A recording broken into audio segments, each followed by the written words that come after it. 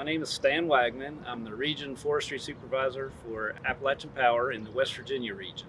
Aerial saw is one of the tools we use to prevent or reduce the amount of outages that you have in your area, and it's very efficient. We want to use it in areas that are very remote with limited or no access, where it's hard to get equipment or you just cannot get equipment there. In a typical setting, the aerial saw can do in an hour what would take a manual climbing tree crew probably at least a week to accomplish. My name is Josh Fisher. I'm a utility forester for Appalachian Power based out of Logan Service Center, and we're going to be flying the helicopter with the aerial saw attached. It has about 10 different 2-foot blades on it, and we're going to be trimming along the edges of the right-of-way to remove any limbs that are growing towards the line. We're blessed with a lot of mountains and a lot of trees. So all those trees are beautiful, but they do cause a lot of challenges for an electric utility. We do have a right-of-way. Usually it's about a 40-foot right-of-way, 20 feet on either side of the line.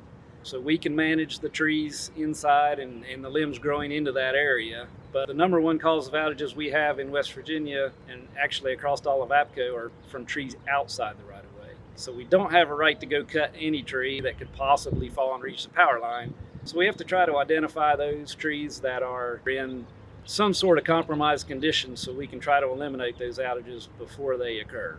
So what we do is we go through and we pick out specific species to a certain clearance. So your slow growers would be like your oaks and things like that only grow up to a foot a year. Then you have fast growing species like poplars and sycamores that might grow up to 4 feet a year. So our clearance is specifically designed for those species to take back whatever is going to benefit our customers the most. In the states of West Virginia and Tennessee, we have a cyclical vegetation management program, so we're on a cycle there, somewhere between 4 and roughly 6 years, and that means we come through and maintain every mile of right-of-way in that time frame. Now in the state of Virginia, we're more of a reliability-based program, so it's more targeted to the areas where we're having vegetation management issues. We're doing some worst performing circuit work in Virginia and have our base maintenance program in Virginia. We're not on a cycle there, but we're hoping to move there eventually.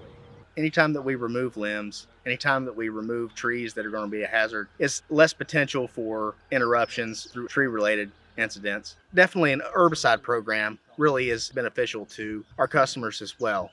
We use a lot of tools and a lot of different processes in vegetation management, and along with our business partners, we always try to match and make sure we're putting the proper labor resources and equipment where the work is to get the job done as efficiently and as safely as we possibly can.